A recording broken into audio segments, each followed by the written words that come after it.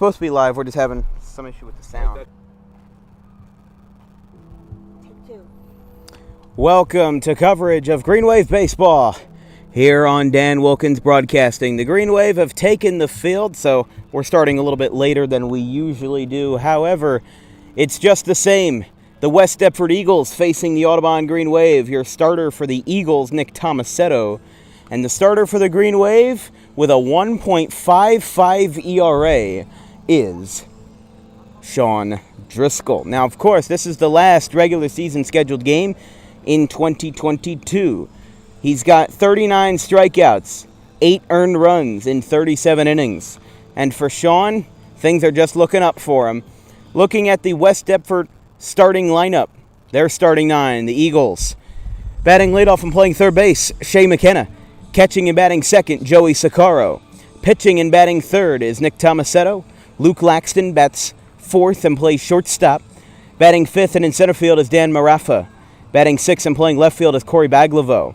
Batting seventh and playing right field, Cole Ambrosius. Batting eighth and playing first base is Ben Marafa. And batting ninth and playing second base is Cole McKenna. Sean Driscoll steps in versus Shea McKenna. As for the third time this year, the Green Wave are going to face off against the West Deptford Eagles as we wait for everybody to be ready.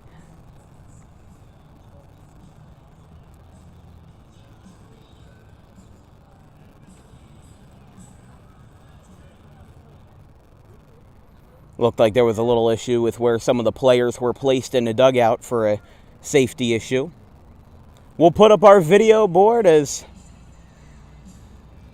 we can cut the music now. Shea McKenna leads off for the West Deptford Eagles. First time Green Wave played West Deptford, it ended with an Isaiah Pinckney walk-off homer. Second time around, it was a 9-7 final. And the first pitch to McKenna is a strike right down Broadway, and we are underway from the Hank Greenberg. The 0-1. Drew just missed 1-1. The West Deptford Eagles, coached by John Oler, have had somewhat of a turnaround as of late, which is why they are placed as they are. They're 14-11 in 2022. When we played them the first time, they seemed like a far cry from what they were back last year in 2021, as it's a 2-2 count to Shea McKenna. They were well below 500 when we played them on April 27th, coming back from spring break, as that one is low and away, and the count is full for the fast-working Driscoll. Second time we played them on May 5th, they were more fluctuating, if anything, win-loss kind of deal, as that one is fouled back to the fence. But now, they're on a roll. They've won 5 straight. In fact, they have not lost since Audubon played them for the second time on May the 5th. On May 10th, they beat Haddonfield 8-0. On the 12th, they beat Collingswood 13-2, as the 3-2 to McKenna is fouled back to the screen. He almost hit that baseball that got stuck in the fence on Tuesday up there. Remember that? That was a hilarious moment, but they beat Collingswood 13-2. Haddon Heights 6-0, as there's a line shot to third, picked up by Caladros. And in fact, he made the catch. My apologies, there's one away. Nick Caladros is playing at third today. He is not in the lineup. He's just playing defensive only. Isaiah Pinckney has been moved to second base. I'm sure after some of the defensive mishaps that we have seen from Pinckney in the last couple of games, they may be looking for a change of scenery for him. Pinckney does just fine at second base, so I'm not particularly worried about it. So here's Joey Socorro. The first pitch is inside. It's 1-0.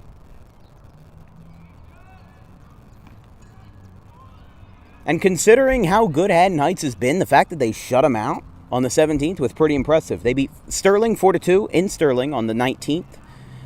As there's a ground ball out to Wiltsey.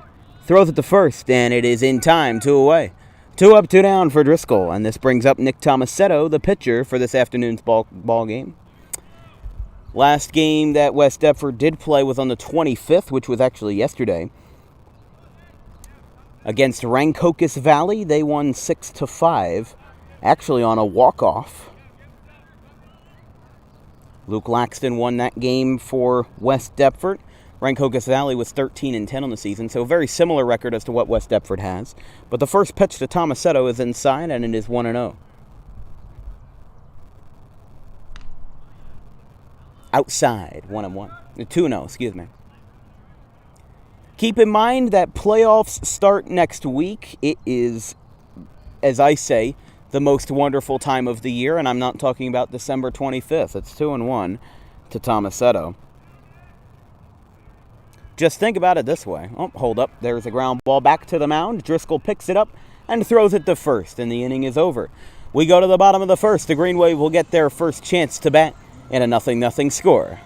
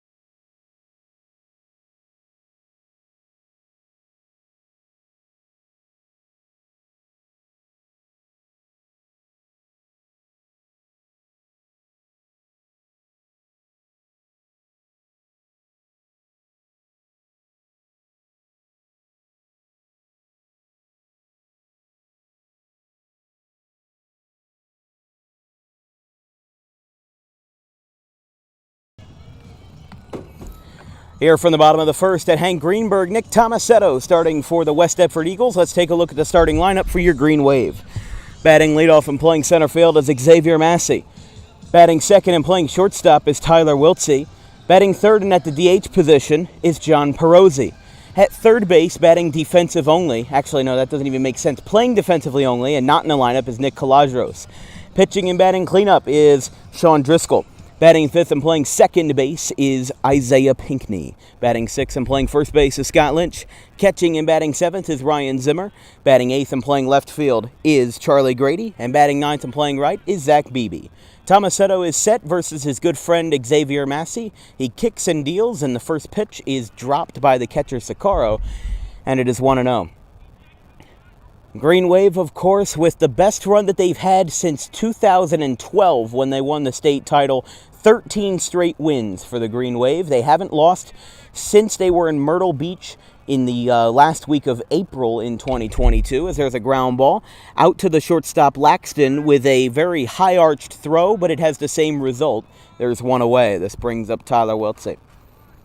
Many of the sophomores right now are out in Hershey Park. I am not one of them. I opted to stay home, so that, or not stay home, but, stay back here so that I could cover today's games. So hope that if some of the sophomores that are over in Hershey Park, if they're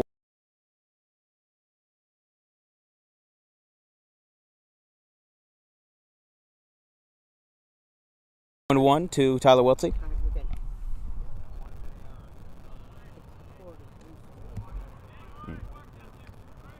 It's 0-2 to Tyler Wiltsey. We've been having some intermittent audio issues, so if my mic cuts out or anything, I do sincerely apologize. Just okay. They didn't hear about Hershey? Okay, my apologies. As it's 1-2 to Wiltsey. I was saying the sophomore trip is going on right now. Some of my buddies are out there. Zimmer and Copsetta, all those guys are still here, so there's a pop-up out to left as a train horn went out somewhere, and it's caught and left. That choo-choo much? Holy cow. Here is John Perozzi. There's two away, yeah. Wow, okay. So like I was saying, sophomore trips going on there in Hershey Park. If any of my sophomores are watching, welcome from out of state in central Pennsylvania. They'll be back probably around 10 p.m. tonight. It's 1-0. As I said, all of the sophomores that are on the baseball team are here with, I believe, the exception of Jack Dempsey. He will be available as like a defensive replacement kind of thing. As he went around, there's a strike. It's 1-1. And that could very well be why Pinckney's playing second and Caladros is at third, because Dempsey's unavailable. So, swing and a miss. A half-hearted swing from Perosi, and it is 1-2. As we said, Green Wave are 20-5, 13 straight wins. Doing absolutely great for themselves. Both teams on incredible winning streaks. West Deptford, to a lesser extent, they've won 5 straight. Their last loss was against Audubon on May the 5th. 20 days ago, as that one is fouled back. It's 1-2. 4, 5, and 6 batters due up for West Deptford in the top of the second.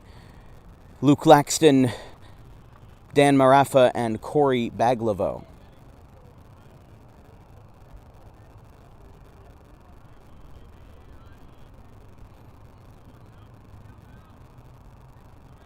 And Tomasetto takes a little while to get into his delivery, but that one is upstairs. Sakara almost standing up to field that one. It's 2-2.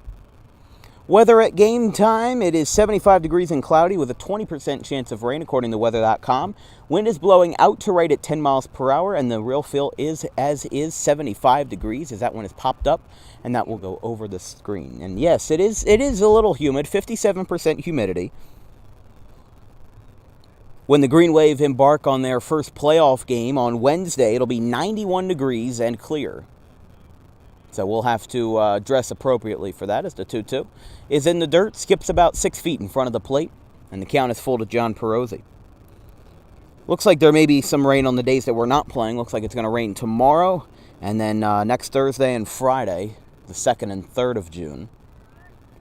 It's that kind of summer weather. It's either really good or it is really muggy and rainy. Ground ball to third.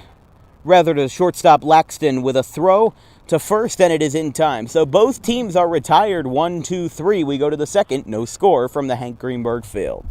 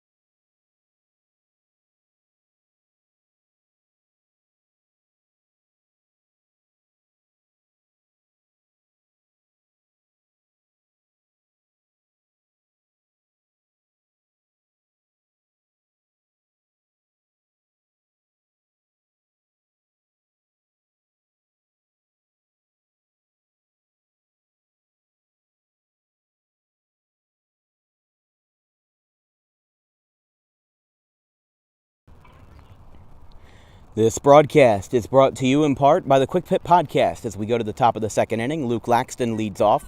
The Quick Pit Podcast, run by my good friends Nate and Connor out of their studio in central Pennsylvania. All the hot takes, news, and information you need on the world of motorsports. From NASCAR to Formula One, they got it all. Of course, the NASCAR All-Star Race was last weekend with a controversial finish where Ryan Blaney won, but not before a caution that came out less than 100 feet before he reached the start-finish line involving Ricky Stenhouse Jr. So make sure you follow their page for all the news and information that you need. As there's a fly out to center field, there is one away. Find them anywhere where you can listen to podcasts, including Spotify and Anchor. So this brings up Dan Marafa. I will say I'm very happy with Steve Bellis. He finally played my request Yeah, my favorite band of all time, Genesis, if you weren't aware. I'll have to limit myself from going into a 2-hour rant. I'd probably have a podcast myself of progressive rock, but I've already heard the rant. you've already heard the entire discography. But, favorite bands, Genesis, Rush, yes, all those guys. Just great, great music. And he played I Can't Dance from their 1991 album, We Can't Dance.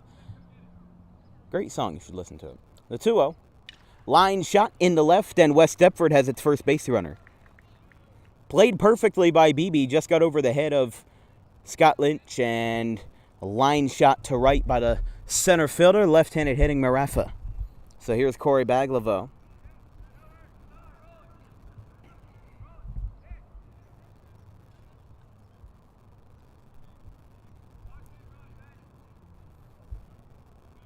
Now the track team are putting on their own music to jam out to.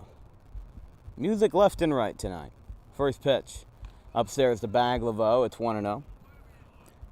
So I heard a very interesting story from a fan that stands about 50 feet to my left. John Oler, the head coach of West Deptford, actually did play for Rich Horan. He went to Audubon High School. He was a 2-time All-State catcher. And he went to Old Dominion University, where he was a catcher for none other than Justin Verlander. As there's a ground ball. Diving is Caladros, but Wiltsey picks it up, and that'll be a fielder's choice. So reaching first is Baglivo. Out at second is Marafa. And there is 2 away. So, Justin Verlander is one of those guys where, baseball fan or not, you probably know who he is, especially if you live in the Detroit area or the Houston area. People know him well. Very much respected for his game. He hasn't been as active as of late due to Tommy John surgery, but that one's upstairs to Cole Ambrosius, the 7th batter in the lineup for West Deptford. And it is 1-0. But that was a very interesting story to hear about Oler and his catching days at Old Dominion. Remember, Audubon themselves have a couple of minor leaguers and major leaguers that they have brought up, Vaughn Schill being one of them, as Zimmer pump fakes on the curveball, but no throw is made. It is 1-1 to Cole Ambrosius. Vaughn Schill, it is 2-1, by the way, so my apologies. The Laxton father and son combination, Bill, who got the first pitching win in the history of the Seattle Mariners. And going to second base on a wild pitch is Baglivo. And, of course, Brett Laxton, who spent a short amount of time with the Athletics and Kansas City Royals in 2000 and 2001. 3-1 pitch, swing and a miss on a breaking ball, and the count is full. Andrew Bailey went to Haddon Heights High School. 2009 American League Rookie of the Year with the Oakland A's, and also pitched for the Phillies for a short time, as that one hit him right in the left buttock, and he'll go down to first base. Got him right square there, and here is Ben Marafa, the first baseman for the Eagles, and the 8th batter in the lineup for West Deptford. But Andrew Bailey, I believe 2017, he pitched for the Phillies for a very short time, his hometown team. Of course, that was during the dark years, if you will, as I have mentioned before. The first pitch is inside, 1-0. If the inning were to continue, the 9th man would be Cole McKenna, the second baseman for West Deptford. There is a strike on the inside corner, 1-1. Very much gray skies, different layers of gray. Not really a threat of rain, but as a precaution, we do have our tent set up, which came into great use when we played Haddon Heights. And it was absolutely pouring. And I'm not talking about the one from last week. I'm talking about the one all the way back in April when we beat them 9-1. As they say, April showers bring May flowers. But this just brought us more showers. It's 2-2 to Marafa.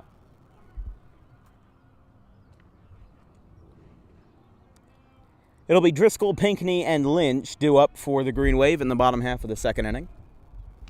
And there is a curveball for strike 3. Sean Driscoll sets him down, and we go to the bottom of the second, still no score.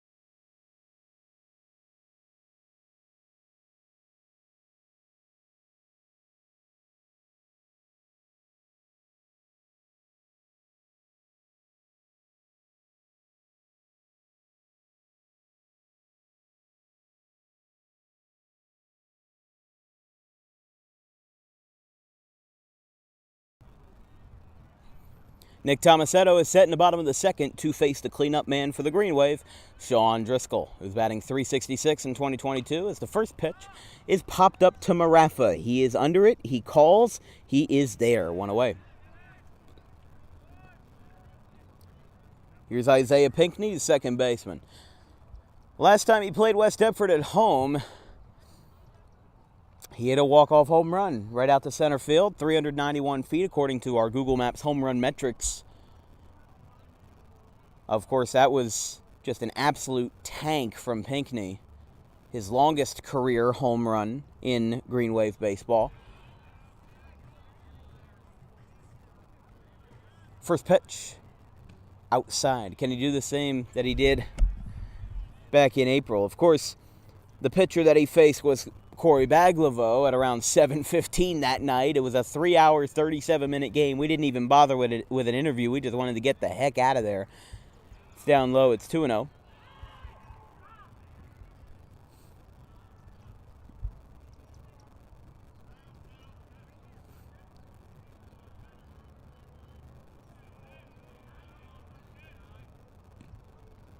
That one is strike 1, 2-1.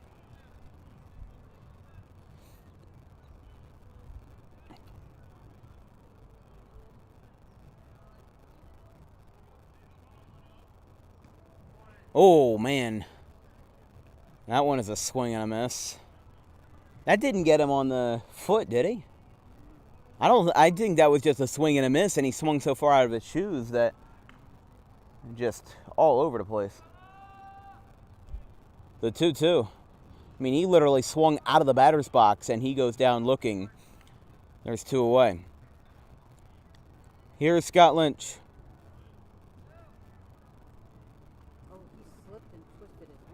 Oh, that's what it was? Because I was looking, but I wasn't really looking where he was swinging, you know? Yeah, look back at the footage if you don't mind. Here is Scott Lynch, the underdog, but honestly, a little surprising that he leads the team in home runs with 4. 2 against Gloucester, 1 against West Deptford, and another at home versus Haddon Heights. His 4th was his first at home, as there is an unceremonious swing. It's 0-2. Yeah, the reason that he went across the batter's box is his back foot slipped and then caused his front foot to slip, and he was losing his balance. So that's why it was all over the place.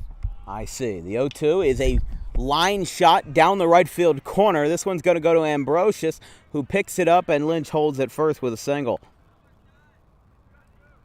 As he greets Coach Jake at first, and this brings up Ryan Zimmer, who, of course, is the only sophomore that is regularly in the starting lineup. However, he is unaffected by today's activities at Hershey Park.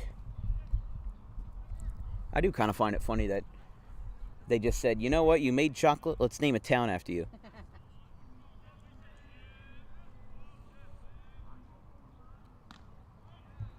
I always like to tell the joke that who got elected the mayor of Hershey? Mr. Goodbar. It's 0-1 to Zimmer. That was a good one. The 0-1. Upstairs on a breaking ball. More off speed, but it's 1-1. Steve Bellis keeps getting those notifications that keep ringing out throughout the ballpark. Got a couple of those today. Although I'm not gonna rag on him because he played the song that I wanted. So that one's popped up to McKenna, who makes the catch, and the side is retired. We go to the top of the third, moving along, but no offense. Offense is just dead today. It's no score after 2.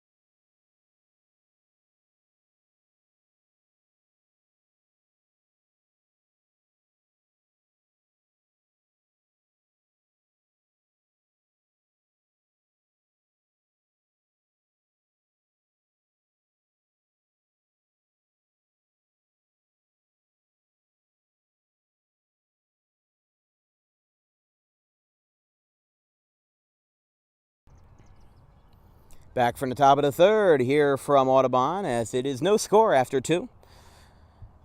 McKenna leads it off. Cole McKenna, I assume his younger brother. It's inside. It's 1-0. Just got an update from Tony Carbone. The finals for Group 1 softball are happening about 600 feet away from me across the street at the Audubon Little League field. Audubon is playing Clayton, the Clayton Cougars.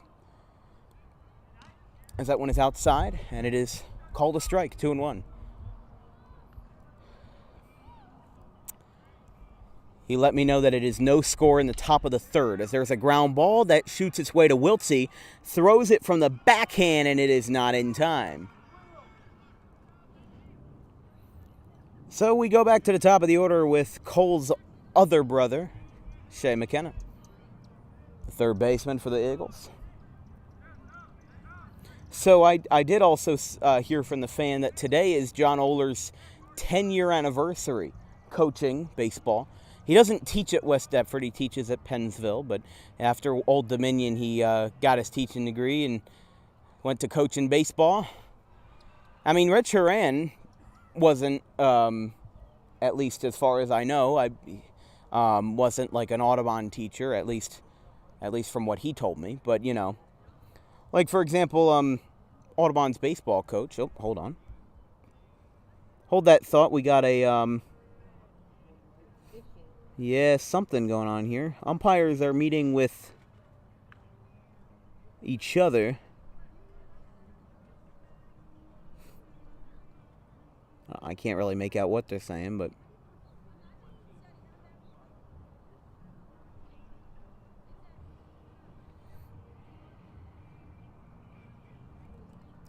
Looks like we'll go back to action with a 1-0 count.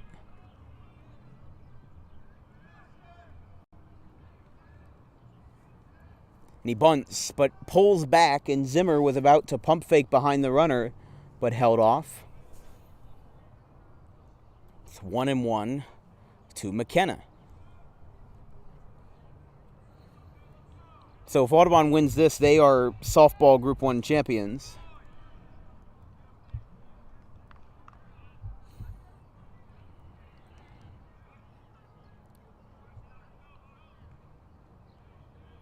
West Deptford 6-4 in Colonial Conference play. As there's a swing and a miss by McKenna, he goes down on strikes. Driscoll's got another one to his leisure, and here's Joey Socorro with one away. Socorro, the 6'0" catcher, batting .397. He's got 4 home runs in 2022, 22 RBIs, 7 doubles, and a triple. That one is lifted to Caladros, who makes the play, and he's going to double him off at first. We go to the bottom of the third. Caladros with an easy pop-up catch, and he was able to throw it down and make the play. So, no score after 2.5.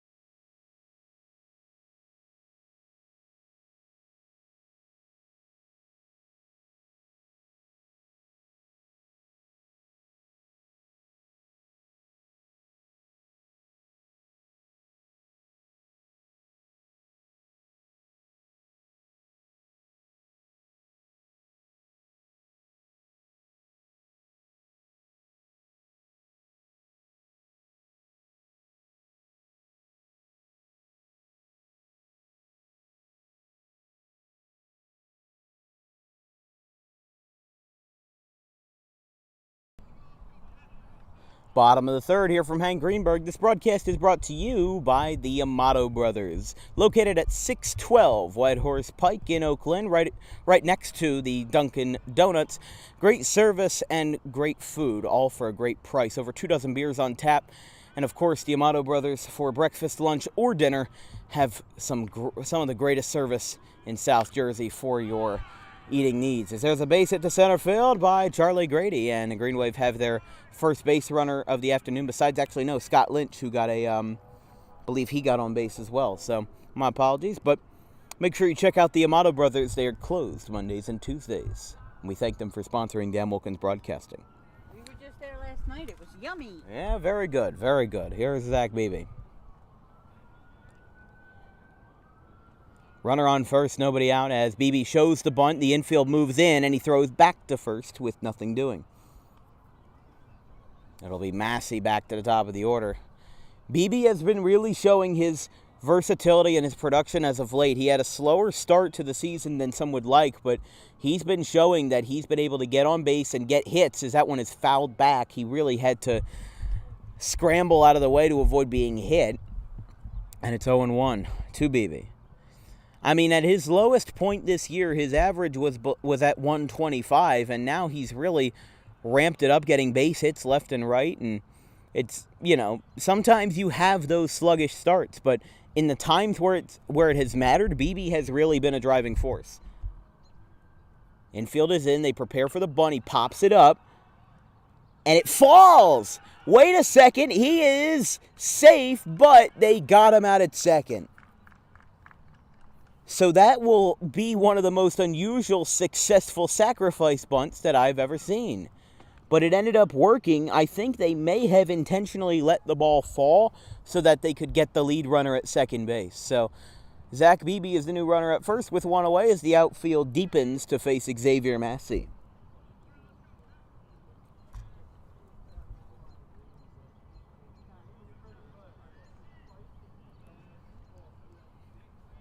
First pitch, swing and a miss on a breaking ball. Massey was well out in front there. It's 0-1.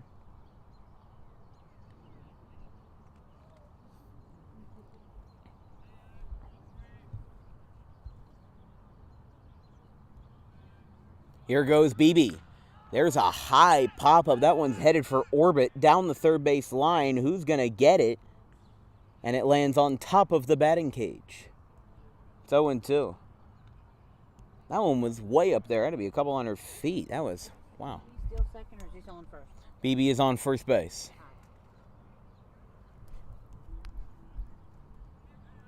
Got it.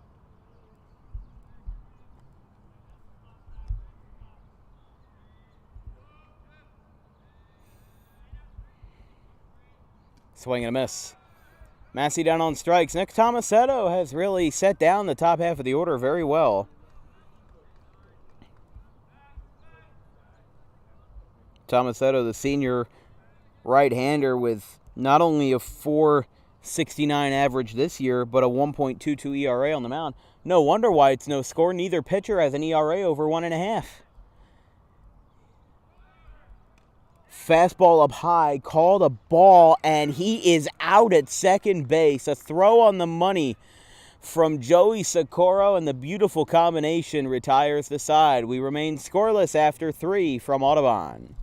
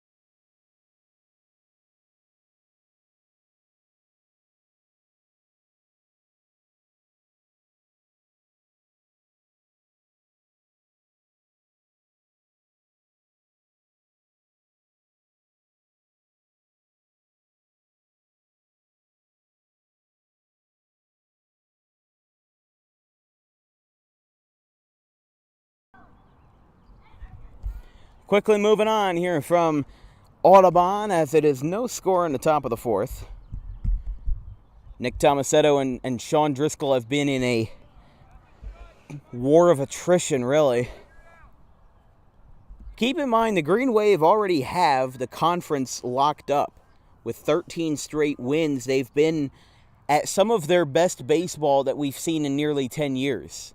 The Green Wave hadn't won a Colonial Conference since 2017, and it seems like this year is their perfect time to shine.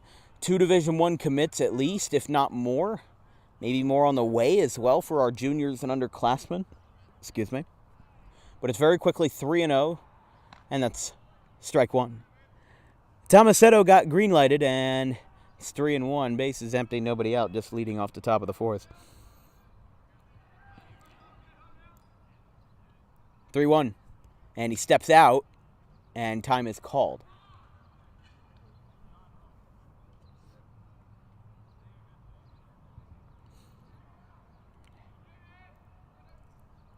There's a line shot to left, and diving is Grady to make the catch.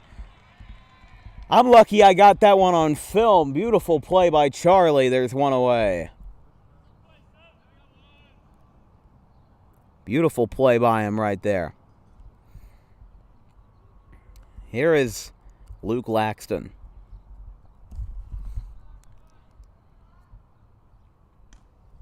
And there is a strike, 0-1.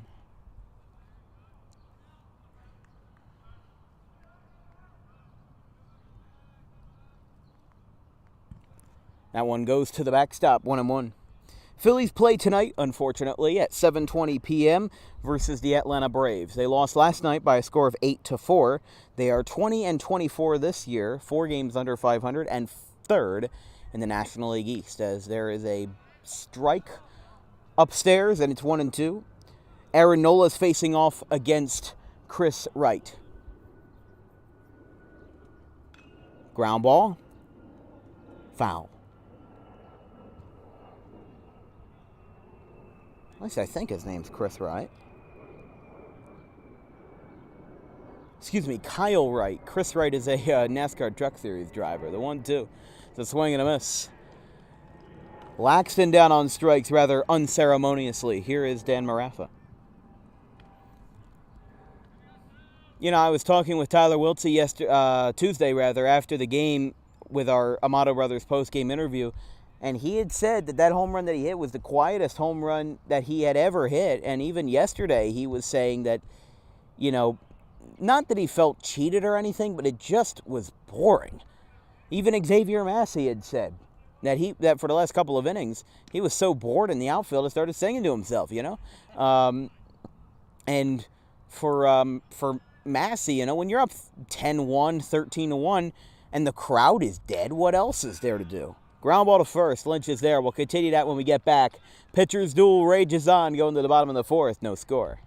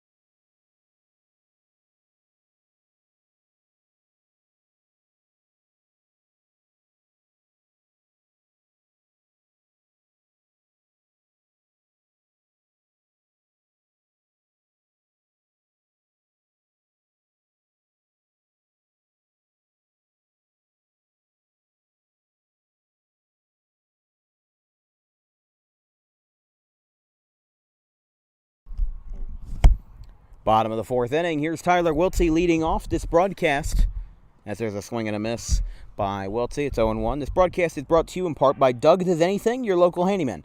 Anything you need done, no matter how big or small, give Doug Does Anything a call at 856-412-0118. Again, that's 856-412-0118. He did our bathroom and kitchen just before the new year, and he did an excellent job. So if he can do an excellent job for us, he can do it for you as well. Doug Does Anything. Line shot past the third baseman, but it is foul. It's not ours, is it? That is not. Okay. Bottom of the fourth. This broadcast has been running for about 45 minutes, a very quickly moving game. And, of course, with that being the fact that this is I'd say a marquee pitching duel between Tomasetto, who has an ERA of 1.21 going into tonight, and Sean Driscoll, who has an ERA of 1.51, as there's a high drive to center. Wynn's going to keep that one in, though, as it is caught in left by Baglivo, and there is one away. Of course, the playoffs are going to be starting on Wednesday, June 1st, as Audubon will square off against the Salem Rams. That is their name, the Salem Rams in the Group 1 tournament. We'll go over the South Jersey Group 1 games. I don't know which ones are being broadcasted and which ones are not, but there's a swing and a miss by Perosi. Audubon will play 16th seed Salem. Audubon is the number 1 seed, so all of their games, assuming I'm right, is all at home. So the 0-1 pitch. It's a swing and a fly ball to right, actually over to first base. Marafa makes the catch, and there is 2 away.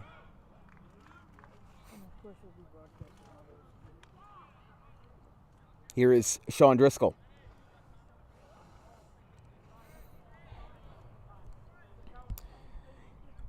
Eighth seed Woodstown will face Cape May Tech. 5th seed Maple Shade will play 12th seed Gloucester. There's a swing and a miss by Driscoll. Gateway, the 13th seed, will play Buena. Pennsville, the 3rd seed, will play 14th seed Haddon Township. As there's a little looper out to left. Baglivo coming in, and he makes the catch at the shoestrings. The side is retired. We go to the 5th. Holy cow, we are zooming like we're at 88 miles per hour in a DeLorean. It's no score going to the 5th.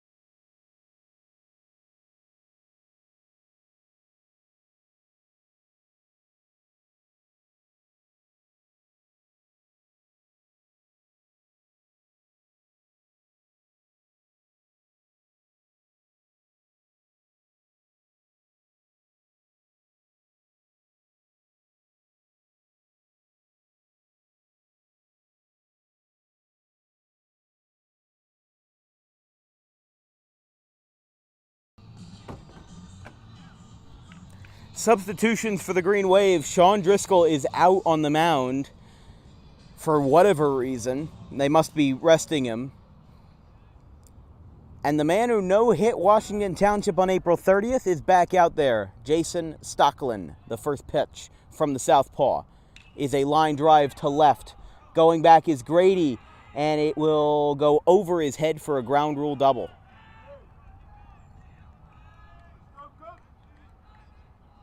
Ground rule double for Baglivo.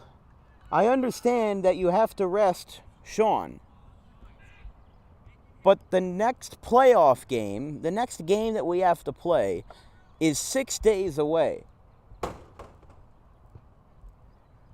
So I don't really get that, but you do you, folks. Give Jason some more experience. I guess so, since the game really doesn't matter, but you want to keep the momentum rolling. You don't want to stop it and halt it. There's Cole Ambrosius. So keeping up with the playoff games, 11th seed Wildwood will play 6th seed Paulsboro. As there's a ground ball out to Lynch on a bunt. Throw to first is in time. Baglivo moves to third. And there is one away. Here comes Ben Marafa. Shalik will play 10th seed Glassboro. And 15th seed Clayton will play 2nd seed Pittman. So if Audubon wins, they will play the winner of Woodstown and Cape May Tech. On Saturday, June 4th, which is a very unfortunate scheduling issue for us because of the Jacobowski tournament, which I usually cover. I'll have to speak with their guys about what to do in that situation, but we'll have to get through Wednesday first.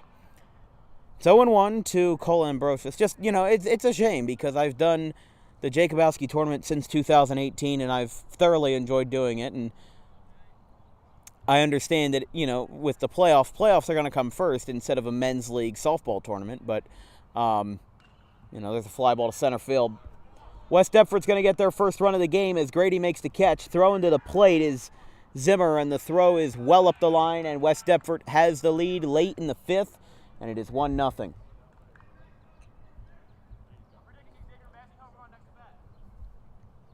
Billy Lindemuth with a bold prediction. He says that Xavier Massey will homer in his next at-bat as he runs around. Well, that's not really running, that's just jogging, but slow jog for our runners. 1-0 West Deptford. They take the lead as there's a strike. It's 0-1.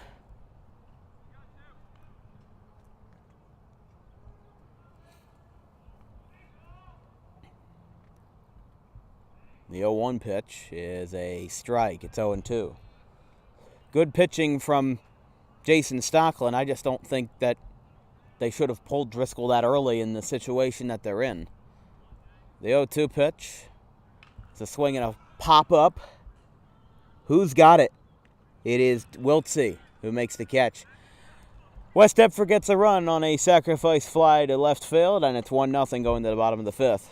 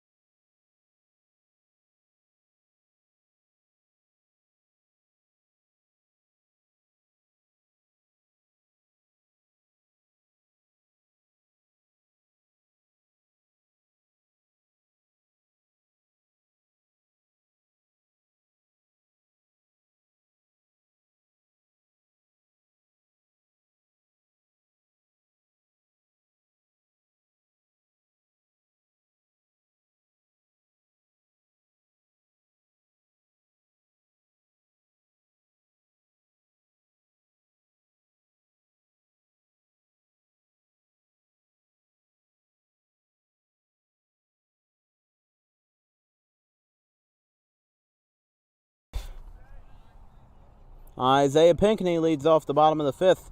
Green Wave trail by 1 after a sacrifice fly in the top half of the inning for West Deptford. First pitch is low. It's 1-0.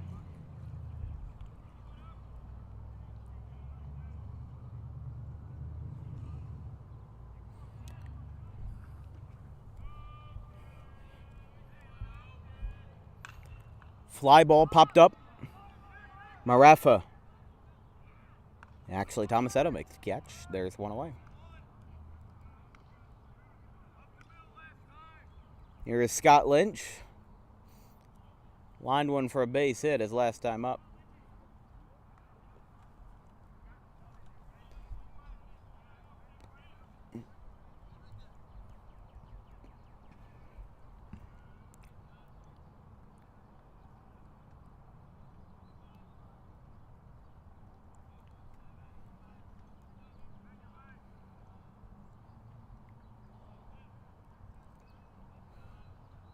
Swing and a miss by Scott Lynch. I see, Mr. Matt Wagner. I guess he made his way to the ballpark as a swing and a miss. It's 0-2. Didn't even know he was here. Last time we checked with softball, it's top of the fourth inning. Clayton leads 4-0 over Audubon. And that one is strike 3. 2 away. And here is Ryan Zimmer.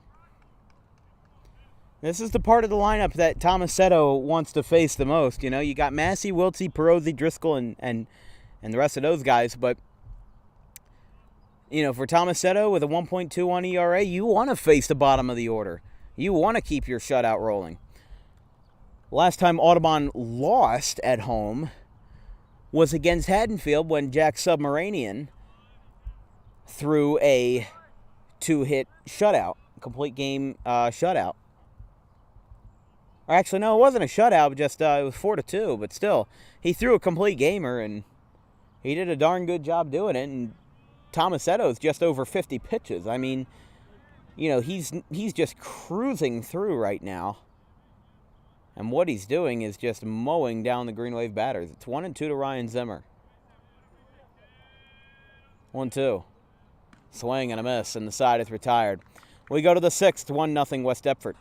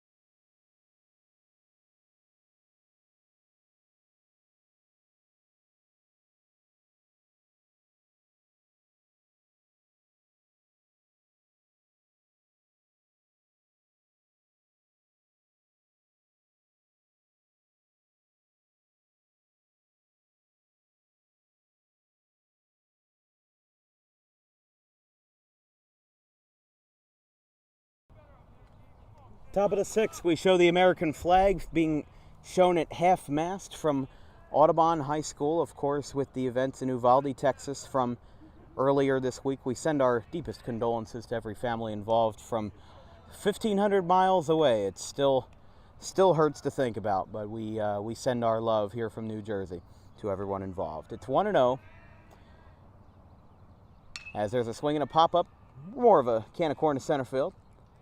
And there is one away. I know people don't like when things are off topic like that, but with something as terrible as what happened in Uvalde, Texas, you know, even if it's just for a couple seconds, you might as well, you know, honor those lost in the horrific events in Uvalde.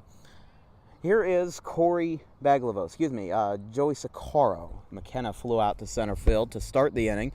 It's a 1-0 game as Gabe Colon is the new pitcher. Colon is the more long-term reliever for Jason Stocklin, who seemed to be somewhat of a stopgap measure, throwing 9 pitches in his, I believe, inning of work that he threw. Had a double, a sacrifice fly, and that was really it, but that's what has mattered, as it is 1-0 West Deptford. But they are a team that has not lost since we played them on May 5th. They've won 5 straight. The 2-1 from Cologne is a swing and a miss, hefty hack from Socorro, and it's 2-2.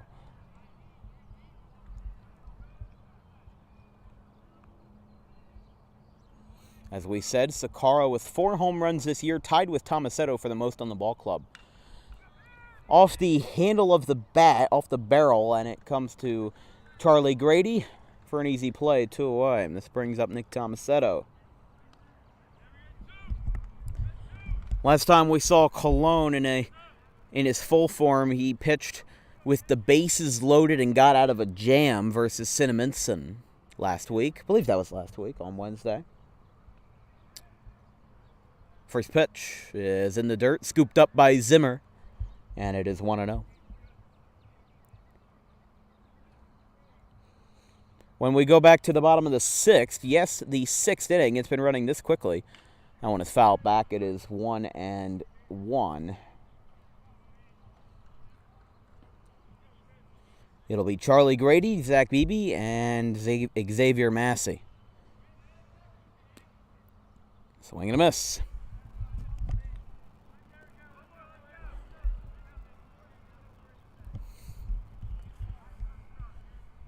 One and 2 from Cologne to Nick Tomasetto. He kicks and deals. That one's in the dirt, 2-2.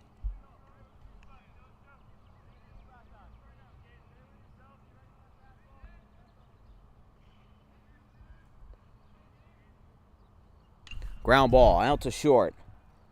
Wiltsey's there. Throw to first is in time. Inside is retired. We're moving along, chugging along, going to the bottom of the 6th. 1-0 West Deptford.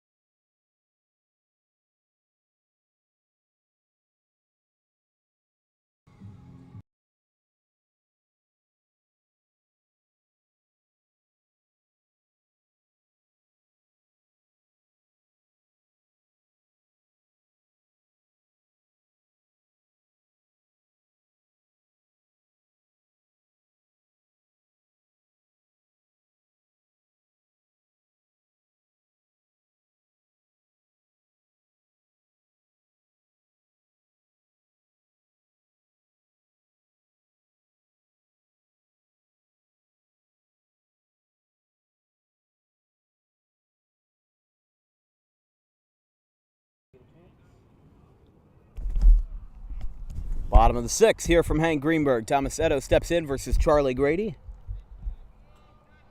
Is it just me, or has Grady changed his stance a little bit in the last couple of weeks?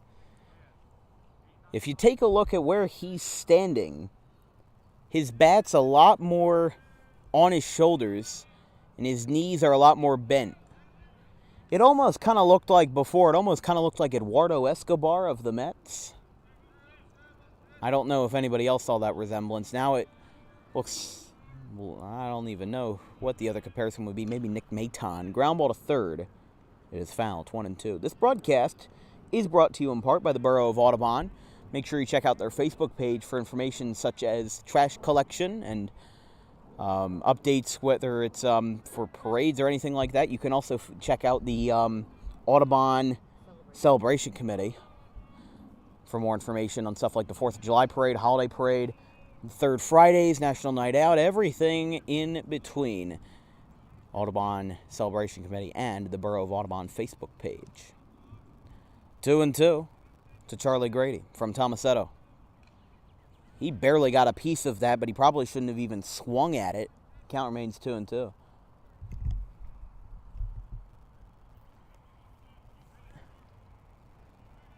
Tomasetto has been rolling, only 55 pitches for him. That's the 2-2. Is in the dirt, it's 3-2. Skips away from Socorro to his right. Of course, the support of parents out in left field and in the grandstands as well. I mean, as we said, fair weather. It has gotten a bit less humid since we started the ballgame about an hour ago. It is 5:01 local time. The 3-2 pitch to Charlie Grady is a swing and a miss. He got him. One away. And I know that this game doesn't matter to most. I know that it doesn't matter because the seeding is already there. We're already locked into the playoffs. But we're being shut out through 6 innings. That's not what the Green Wave has been all about all year. It's upstairs to Zach Beebe. The Green Wave have not gotten shut out once all year. They have scored a run at least one time through 7 innings every single game. And that shows how much of a fighting team they are. 20-5? How do you play 25 games without getting shut out? You have a good lineup, top to bottom. They faced a Group 4 school several times. They faced Kingsway, scored 3 times against them the first time, twice against them the second time. They scored 5 runs off of a school with like several thousand people. They no-hit Washington Township, which is also a Group 4 school. As the 2-1 is going to skip away. It's 3-1 to Zach Beebe. You just can't get shut out. Losing, you can understand because at least you had a reason to lose. But being shut out is basically the equivalent of not showing up, really. That's what I like to call it. It's 3-1 to Beebe. And that is ball 4. So good start at least. And now Xavier Massey will have to deliver on Billy Lindemuth's prediction.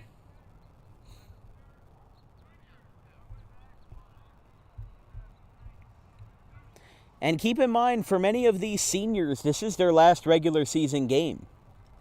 So this is one last hurrah before they get thrusted into the playoffs on Wednesday. It's 1-0 with a runner on first and 1 away to Xavier Massey, the leadoff man for the Green Wave. And now Socorro will go out to talk to Tomasetto.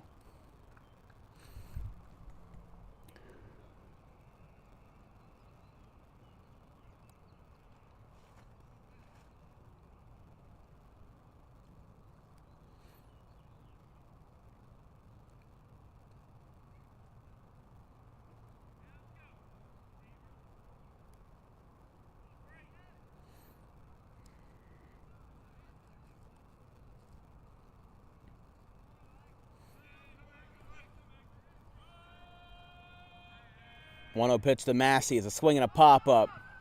It's in fair territory. Playable for Marafa. He makes the catch. 2 away, excuse me. And here's Tyler Welty. That was the first pitch of the at-bat, right? I think so. Yeah, I'm pretty sure that was the first pitch. I mean, that was... Ugh. You gotta at least have some good plate discipline. I understand it's a long season, just... 0-1 to Tyler Welty as he takes the ball in the outside corner. I mean, it's not like we're a bad team. We are number 1 in South Jersey Group 1 ball, but you don't want to lose that momentum. You've won 13 straight as there's an excuse me swing back to the mound. Tomasetto picks it up, fires the first, and it is in time. The Green Wave have been shut out for 6 innings. Can we get some offense, please? We go to the 7th. 1-0 West Deptford.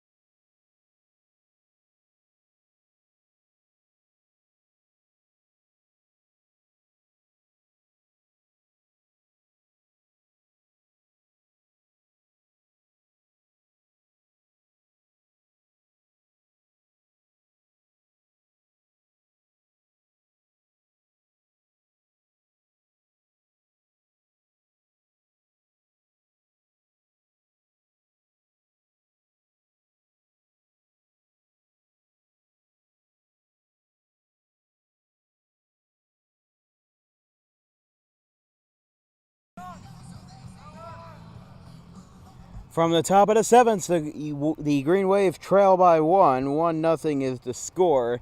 West Deptford leads off with their man as Scott Lynch is the new pitcher, and the first pitch is a swing and a ground ball to first. Perozzi's there. He takes to the bag himself, and Laxton is retired, 1 away. This brings up Dan Maraffa.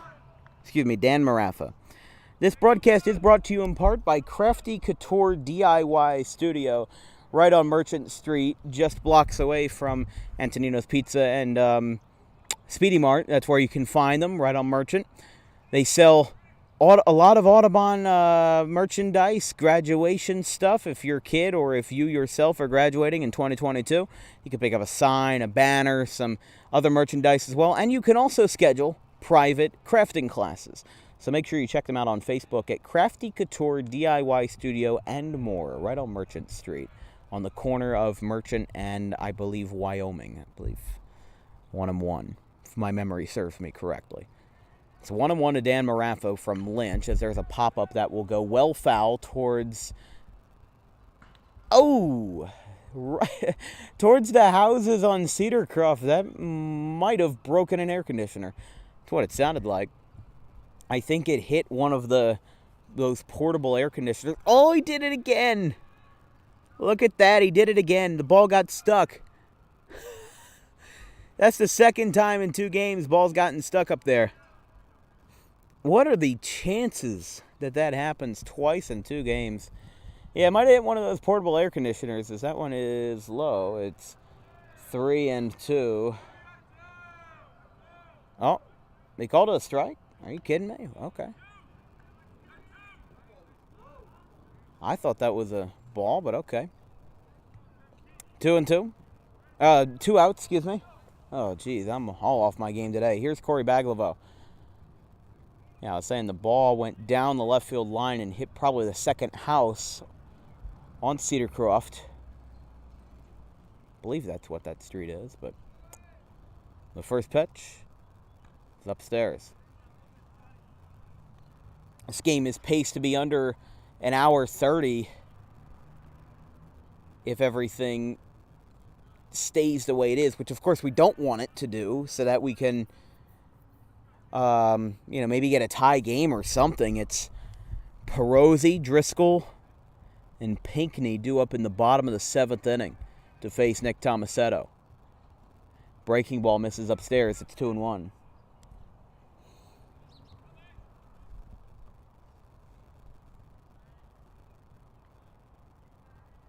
Two and one from Lynch. Swing and a miss. Hefty hack from Baglivo, and he'll need one more strike to get out of the inning.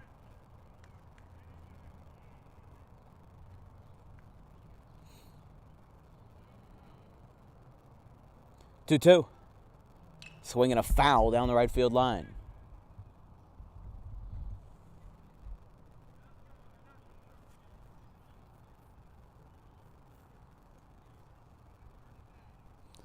Bases empty, 2 down, 1-0 West Deptford, top of the 7th. That one is in the dirt, full count.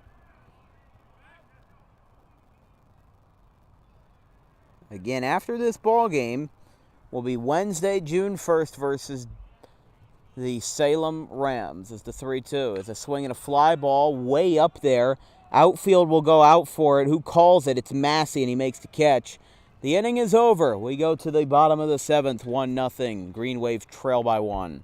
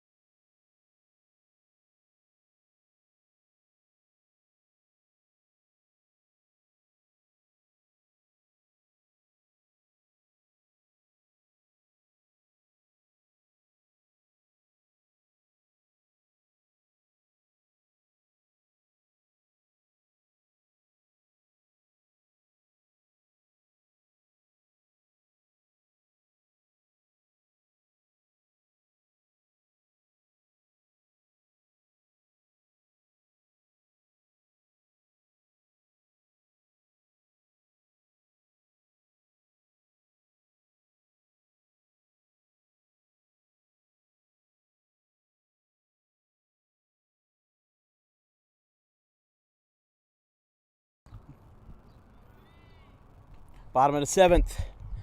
John Perozzi leads off versus Nick Tomasetto, looking for a complete game shutout, which he has done aplenty this season. He's at 68 pitches. This will be pitch number 69 coming up to John Perozzi as he steps in down by 1 for the Wave, as there's a pop-up on a fastball in. Baglivo makes the catch, 1 away. There's Sean Driscoll. Keep in mind, the last time the Green Wave lost was April 27th. It has been nearly a month. It'll be a 1-month anniversary tomorrow, and it looks like it may be going down the drain right now. But well, if you're going to lose, now's the time, not next Wednesday. Yeah, right. Tomasetto's last start was also a complete gamer versus Sterling. And this would be his 3rd complete game of the year, as he threw 7 innings versus Haddonfield in a losing effort, however, on April 9th. Upstairs, 2-0, excuse me. Isaiah Pinckney would be the next batter for the Wave. 20-5 this year. I mean, a very respectable season for the Wave. As there's a line shot to left, a base hit. Baglivo fields it on 2 hops. And Sean Driscoll is aboard. Here's Isaiah. Not so fast.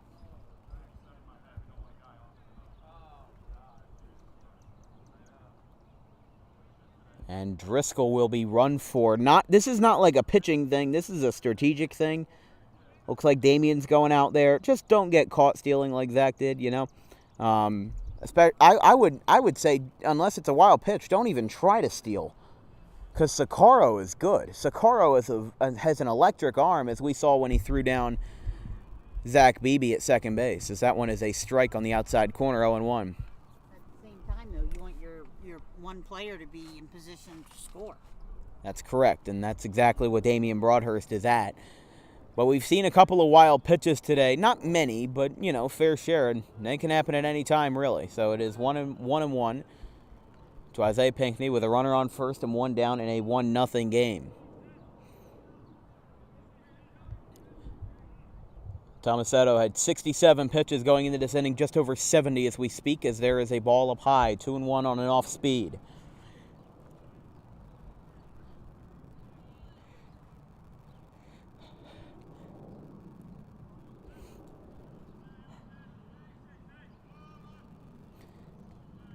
The 2-1. Outside 3-1. Just remember, April 27th. Remember what Isaiah did? In the bottom of the 12th? Walk-off home run. Oh, yeah. He's in a similar spot, and it's a 3-1 count. Good time for it. Ball 4. So he walks, and now here's Scott Lynch, the team leader in home runs with 4. Although with a runner in scoring position, in no way do you need a home run. You need a blooper. Just need a long single. Either a long single, a gapper. There is a decent gap between Ambrosius and Dan Marafa in center field. Lynch usually doesn't hit it that way, but it would be a pretty sweet treat to end the regular season. Tomasetto was staying on that mound for a long time, and eventually McKenna went back to second base to check on him.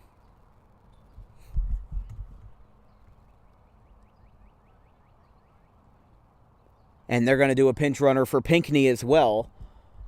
Rich Horan came flying out of the dugout. I thought that he was going to argue or something, but no, Charlie Copsetta, another pinch runner. Now, this is why having those sophomores here, I mean, the team doesn't have very many class of 24 folks, but the two most powerful ones, Zimmer and Copsetta, obviously have a lot of influence tonight. Swing and a miss by Lynch. It's 0-1. Copsetta on first, Broadhurst on second, 1 away, and it's an 0-1 count to Lynch in the bottom of the 7th here at Hank Greenberg. And just don't roll it on the ground. You don't want to double play. That one's in the dirt. Here goes both runners, and they both advance. And now Broadhurst is 90 feet away from tying this game. Tomasetto has not had a complete game shutout this year. His 2 complete games so far have both had 2 and 3 runs allowed respectively. Fouled back to the tarp. That was a loud one. It's 1-2. Ryan Zimmer is on deck, and that's going to be huge for him. By the way, for the softball update, it is the top of the 6th inning. Clayton leads Audubon 4-1.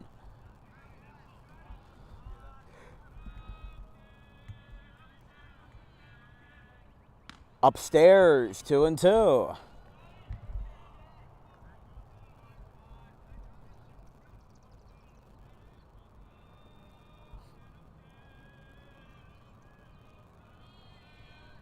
The 2-2 pitch popped up. It'll be in the infield.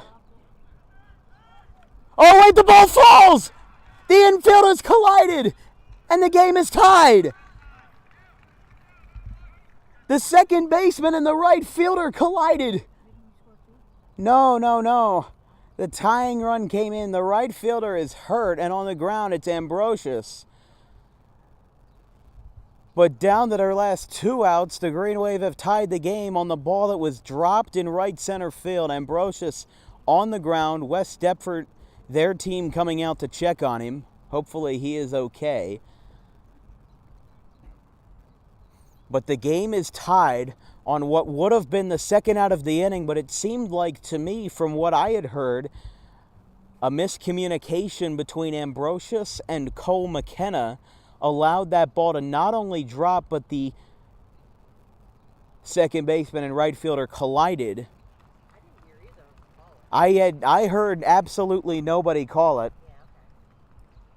And Ambrosius will go back out to his playing spot in right, and now that means that the winning run is on third base. And I believe here comes John Oler to pull Nick Tomasetto.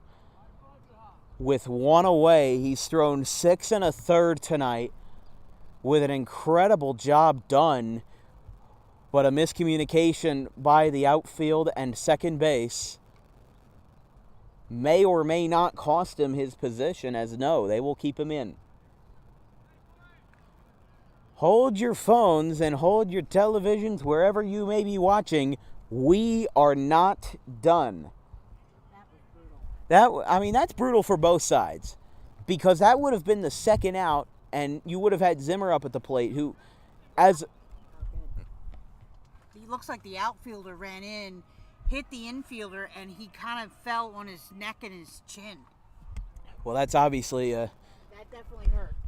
and he's probably going to feel that one in the morning, but it's 0-1 to Zimmer. So now the winning run is on second, which is Copsetta. Runners are on first and second. A pop up to first.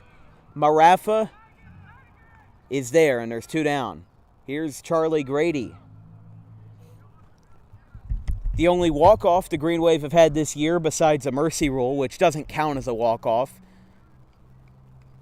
Even though some people may say it does not, for all practical purposes of what is good about baseball. The only walk-off was by Isaiah Pinckney in Audubon versus West Deptford on April 27th. So we're saying same song, second verse, right? Swing and a miss, it's 0-1. Scott Lynch stands on first. He's not the fastest guy, but he's not also the lead runner, so he's got that advantage to him. Charlie Copsetta is the lead runner, a guy who's known for being fast. The 0-1 pitch. Swinging a ground ball. Out to short. Laxton throws it to first, and it is not in time. An infield hit for Charlie Grady. A very close play at first, and the base umpire gives him the call, and now the bases are juiced for Zach Beebe.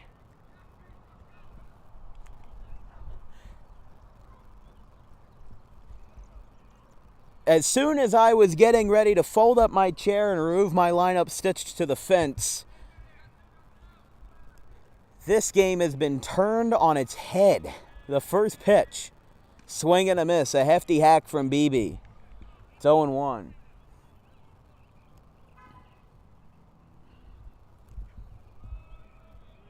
Tomasetto trying to avoid a loss, as that one is in the dirt, 1-1.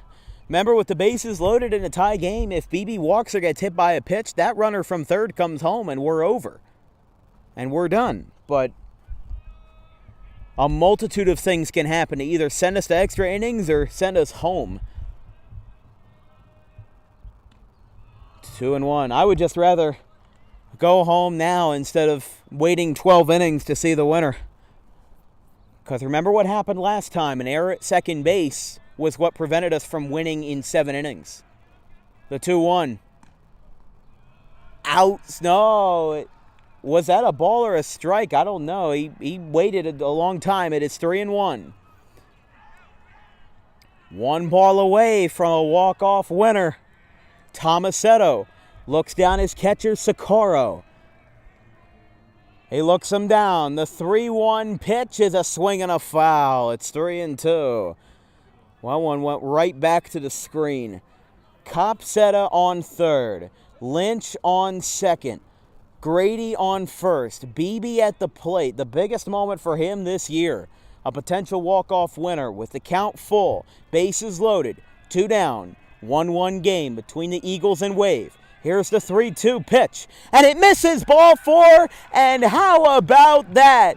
A walk-off walk. Charlie Copsetta rushes home, and the game is over. 14 straight.